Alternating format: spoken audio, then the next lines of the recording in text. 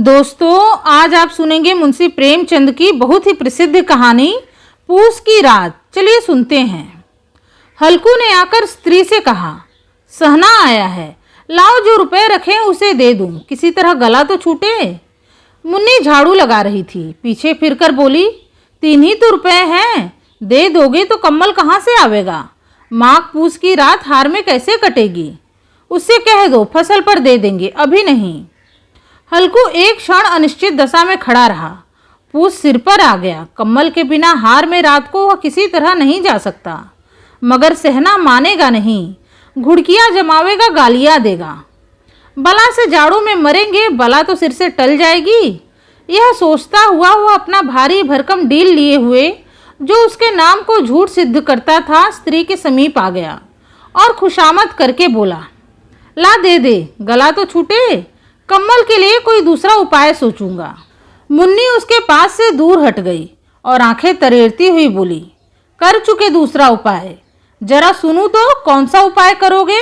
कोई खैरात दे देगा कम्बल? न जाने कितनी बाकी है जो किसी तरह चुकने ही नहीं आती। मैं कहती हूँ तुम क्यों नहीं खेती छोड़ देते? मर मर कर काम करो, उपज हो तो बाकी दे दो। चलो छुट्टी हुई, बाकी चुकाने के लिए ही तो हमारा जन्म हुआ है। पेट के लिए मजूरी करो, ऐसी खेती से बाज आए। मैं रुपए न दूंगी। हल्कू उदास होकर बोला, तो क्या गाली खाऊं? मुन्नी ने तड़प कर कहा, गाली क्यों देगा, क्या उसका राज है? मगर ये कहने के साथ ही उसकी तनी हुई भवें ढीली पड़ गई। हल्कू के उस वाक्य में जो कठोर सत्य था, वह मानो एक भीषण जंतु की भांति उसे घूर रहा था। उसने जाकर आले पर से रुपए निकाले और लाकर हल्कू के हाथ पर रख दिए। फिर बोली, तुम छोड़ दो अब की से खेती, मजूरी में सुख से एक रोटी खाने को तो मिलेगी, किसी की धौंस तो न रहेगी। अच्छी खेती है, मजूरी करके लाओ, वह भी उसी में झोंक दो, उस पर धौंस। हल्कू ने रुपए लिए और इस तरह बाहर चला मानो अपना हृदय निकाल कर देने जा रहा हो। उसने मजूरी से एक एक पैसा काट कपट कर 3 रुपए कम्बल के लिए जमा किए थे। वह आज निकले जा रहे थे। एक एक पग के साथ उसका मस्तक अपनी दीनता के भार से दबा जा रहा था। पूस की अंधेरी रात, आकाश में तारे भी ठिठुरते हुए मालूम होते थे। हल्कू अपने खेत के किनारे ऊख के पत्तों के एक छतरी के नीचे बांस के खटोले पर अपनी पुरानी गाढ़े की चादर ओढ़े पड़ा कांप रहा था। खाट के नीचे उसका संगी कुत्ता जबरा पेट में मुंह डाले सर्दी से कूकू कर रहा था। 2 में से एक को भी नींद न आती थी। हल्कू ने घुटनियों को गर्दन में चिपकाते हुए कहा, क्यों जबरा, जाड़ा लगता है? कहता तो था कि घर में पुआल पर लेट रहो, तो यहाँ क्या लेने आए थे? अब खाओ ठंड, मैं क्या करूं? जानते थे कि मैं यहाँ हलवा पूरी खाने आ रहा हूँ। दौड़े दौड़े आगे आगे चले आए, अब रो नानी के नाम को। जबरा ने पड़े पड़े दुम हिलाई और अपनी कूकू को दीर्घ बनाता हुआ एक बार जम्हाई लेकर चुप हो गया। उसकी स्वान बुद्धि ने शायद ताड़ लिया कि स्वामी को मेरी कूकू से नींद नहीं आ रही है। हल्कू ने हाथ निकालकर जबरा की ठंडी पीठ सहलाते हुए कहा, कल से मेरे साथ मत आना, नहीं तो ठंडे हो जाओगे। यह रान पछुआ न जाने कहाँ से बर्फ लिए आ रही है। उठूं फिर एक चीलम भरूं, किसी तरह रात तो कटे। 8 चीलम तो पी चुका हूँ। यह खेती का मजा है। और एक एक भगवान ऐसे पड़े हैं जिनके पास जाड़ा जाए तो गर्मी से घबरा कर भागे। मोटे मोटे गद्दे, लिहाफ, कंबल, मजाल है जाड़े का गुजर हो जाए। तकदीर की खूबी है, मजूरी हम करें और मजा दूसरे लुटे। हल्कू उठा, गड्ढे में से जरा सी आग निकालकर चीलम भरी। जबरा भी उठ बैठा। हल्कू ने चीलम पीते हुए कहा, पिएगा चीलम? जाड़ा तो क्या जाता है, जरा मन बदल जाता है। जबरा ने उसके मुंह की ओर प्रेम से छलकती हुई आंखों से देखा। हल्कू ने कहा, आज और जाड़ा खा ले, कल से मैं यहाँ पुआल बिछा दूंगा, उसी में घुसकर बैठना, तब जाड़ा न लगेगा। जबरा ने अपने पंजे उसकी घुटनियों पर रख दिए और उसके मुंह के पास अपना मुंह ले गया। हल्कू को उसकी गर्म सांस लगी। चीलम पीकर हल्कू फिर लेटा और निश्चय करके लेटा कि चाहे कुछ हो, अब की सो जाऊंगा। पर एक ही क्षण में उसके हृदय में कंपन होने लगी। कभी इस करवट लेटता, कभी उस करवट, पर जाड़ा किसी पिशाच की भांति उसकी छाती को दबाए हुए था। जब किसी तरह न रहा गया तो उसने जबरा को धीरे से उठाया और उसके सिर को थपथपा कर उसे अपनी गोद में सुला लिया। कुत्ते की देह से जाने कैसी दुर्गंध आ रही थी, पर वह उसे अपनी गोद में चिमटाए हुए ऐसे सुख का अनुभव कर रहा था जो इधर महीनों से उसे न मिला था। जबरा शायद यह समझ रहा था कि स्वर्ग यही है, और हल्कू की पवित्र आत्मा में तो उस कुत्ते के प्रति घृणा की गंध तक न थी।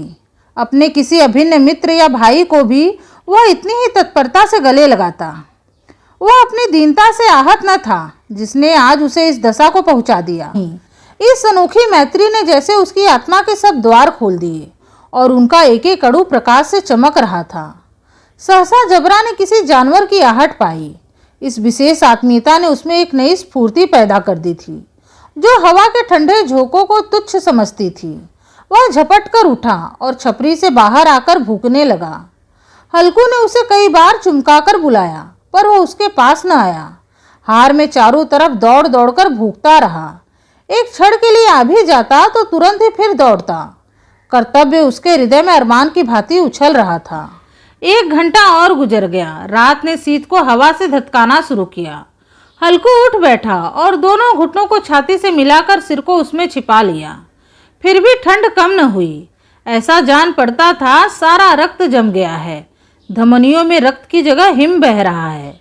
उसने झुककर आकाश की ओर देखा। अभी कितनी रात बाकी है। सप्त ऋषि अभी आकाश में आधे भी नहीं चढ़े। ऊपर आ जाएंगे तब कहीं सवेरा होगा। अभी पहर से ऊपर रात है। हल्कू के खेत से कोई 1 गोली के टप्पे पर आमों का बाग था। पतझड़ शुरू हो गई थी। बाग में पत्तियों का ढेर लगा हुआ था। हल्कू ने सोचा, चलकर पत्तियां बटोरूं और उन्हें जलाकर खूब तापूं। रात को कोई मुझे पत्तियां बटोरते देखे तो समझे कोई भूत है। कौन जाने कोई जानवर ही छिपा बैठा हो। मगर अब तो बैठे नहीं रहा जाता। उसने पास के अरहर के खेत में जाकर कई पौधे उखाड़ लिए और उनका एक झाड़ू बनाकर हाथ में सुलगता हुआ उपला लिए बगीचे की तरफ चला। जबरा ने उसे आते देखा तो पास आया और दुम हिलाने लगा। हल्कू ने कहा, अब तो नहीं रहा जाता जबरू, चलो बगीचे में पत्तियां बटोर कर तापे। टाठे हो जाएंगे तो फिर आकर सोएंगे, अभी तो बहुत रात है। जबरा ने कूकू करके सहमति प्रकट की और आगे आगे बगीचे की ओर चला। बगीचे में घुप अंधेरा छाया हुआ था और अंधकार में निर्दय पवन पत्तियों को कुचलता हुआ चला जाता। वृक्षों से ओस की बूंदें टप टप नीचे टपक रही थी। एकाएक एक झोंका मेहंदी के फूलों की खुशबू लिए हुए आया। हल्कू ने कहा, कैसी अच्छी महक आई जबरू, तुम्हारी नाक में भी तो सुगंध आ रही है। जबरा को कहीं जमीन पर एक हड्डी पड़ी मिल गई थी। उसे चिंचोड़ रहा था। हल्कू ने आग जमीन पर रख दी और पत्तियां बटोरने लगा। जरा देर में पत्तियों का ढेर लग गया। हाथ ठिठुरे जाते थे, नंगे पांव गले जाते थे और वह पत्तियों का पहाड़ खड़ा कर रहा था। इसी अलाव में वह ठंड को जलाकर भस्म कर देगा। थोड़ी देर में अलाव जल उठा और उसकी लौ ऊपर वाले वृक्ष की पत्तियों को छू छू कर भागने लगी। उस अस्थिर प्रकाश में बगीचे के विशाल वृक्ष ऐसे मालूम होते थे मानो उस अथाह अंधकार को अपने सिरों पर संभाले हुए हैं। अंधकार के उस अनंत सागर में यह प्रकाश एक नौका के समान हिलता मचलता हुआ जान पड़ता था। हल्कू अलाव के सामने बैठा आग ताप रहा था। एक क्षण में उसने दोहर उतारकर बगल में दबा ली और दोनों पैर फैला दिए मानो ठंड को ललकार रहा हो। तेरे जी में जो आए सो कर। ठंड की असीम शक्ति पर विजय पाकर वह विजय गर्व को हृदय में छिपा न सकता था। उसने जबरा से कहा, क्यों जब्बर, अब ठंड नहीं लग रही है? जब्बर ने कुकू करके मानो कहा, अब क्या ठंड लगती ही रहेगी? पहले से ये उपाय न सूझा, नहीं इतनी ठंड क्यों खाते? जब्बर ने पूछ हिलाई। अच्छा आओ इस अलाव को कूदकर पार करें, देखे कौन निकल जाता है। अगर जल गए बच्चा तो मैं दवा न करूँगा। जब्बर ने उस अग्नि राशि की ओर कातर नेत्रों से देखा। मुन्नी से कल न कह देना, नहीं तो लड़ाई करेगी। यह कहता हुआ वह उछला और उस अलाव के ऊपर से साफ निकल गया।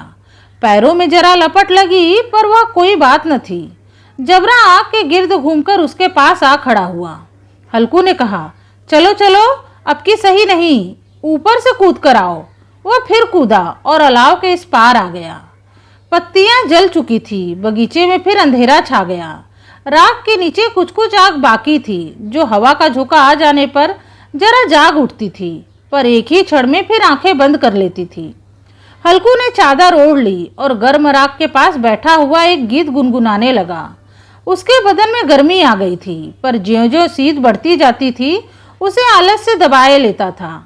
जबरा जोर से भौंककर खेतों की ओर भागा। हल्कू को ऐसा मालूम हुआ कि जानवरों का एक झुंड खेत में आया है। शायद नील गायों का झुंड था। उनके कूदने दौड़ने की आवाजें साफ कान में आ रही थी। फिर ऐसा मालूम हुआ कि खेत चर रही हैं। उनके चबाने की आवाज चर चर सुनाई देने लगी। उसने दिल में कहा, नहीं, जबरा के होते कोई जानवर खेत में नहीं आ सकता। नोच ही डाले, मुझे भ्रम हो रहा है। कहाँ, अब तो कुछ नहीं सुनाई देता। मुझे भी कैसा धोखा हुआ। उसने जोर से आवाज लगाई, जबरा, जबरा। जबरा भौंकता रहा, उसके पास न आया। फिर खेत के चरे जाने की आहट मिली। अब वो अपने को धोखा न दे सका। उसे अपनी जगह से हिलना जहर लग रहा था। कैसा दंदनाया हुआ था। इस जाड़े पाले में खेत में जाना, जानवरों के पीछे दौड़ना असह्य जान पड़ा। वो अपनी जगह से न हिला। उसने जोर से आवाज लगाई, ली हो, ली हो, ली हो। जबरा फिर भौंक उठा। जानवर खेत चर रहे थे। फसल तैयार है। कैसी अच्छी खेती थी, पर ये दुष्ट जानवर उसका सर्वनाश किए डालते हैं। हल्को पक्का इरादा करके उठा और 2-3 कदम चला, पर एकाएक हवा का ऐसा ठंडा चुभने वाला बिच्छू के डंक सा झोंका लगा कि वह फिर बुझते हुए अलाव के पास आ बैठा और राख कुरेदकर अपनी ठंडी देह को गरमाने लगा। जबरा अपना गला फाड़ डालता था। नील गाय खेत का सफाई किए डालती थी और हल्कू गरम राख के पास शांत बैठा हुआ था। अकर्मण्यता ने रस्सियों की भांति उसे चारों तरफ से जकड़ रखा था। उसी राख के पास गरम जमीन पर वह चादर ओढ़कर सो गया। सवेरे जब उसकी नींद खुली तब चारों तरफ धूप फैल गई थी और मुन्नी कह रही थी, क्या सोते ही रहोगे? तुम यहाँ आकर रम गए और उधर सारा खेत चौपट हो गया। हल्कू ने उठकर कहा, क्या तू खेत से होकर आ रही है? मुन्नी बोली, हाँ, सारे खेत का सत्यानाश हो गया। भला ऐसा भी कोई सोता है? तुम्हारे यहाँ मड़ैया डालने से क्या हुआ? हल्कू ने बहाना किया, मैं मरते मरते बचा, तुझे अपने खेत की पड़ी है। पेट में ऐसा दर्द हुआ कि मैं ही जानता हूँ। दोनों फिर खेत की डांड पर आए। देखा सारा खेत रौंदा पड़ा हुआ है और जबड़ा मड़ैया के नीचे चित लेटा है, मानो प्राण ही न हो। दोनों खेत की दशा देख रहे थे। मुन्नी के मुख पर उदासी छाई थी, पर हल्कू प्रसन्न था। मुन्नी ने चिंतित होकर कहा, अब मजूरी करके माल गुजारी भरनी पड़ेगी। हल्कू ने प्रसन्न मुख से कहा, रात को ठंड में यहाँ सोना तो न पड़ेगा। तो दोस्तों, आपने सुना अभी मुंशी प्रेमचंद की प्रसिद्ध कहानी पूस की रात। अगर कहानी पसंद आई है तो प्लीज़ इस वीडियो को लाइक करके मेरे चैनल को सब्सक्राइब करना न भूलें। आपसे मिलूंगी अपने अगले वीडियो में एक नई कथा कहानी के साथ। तब तक के लिए राधे राधे, धन्यवाद।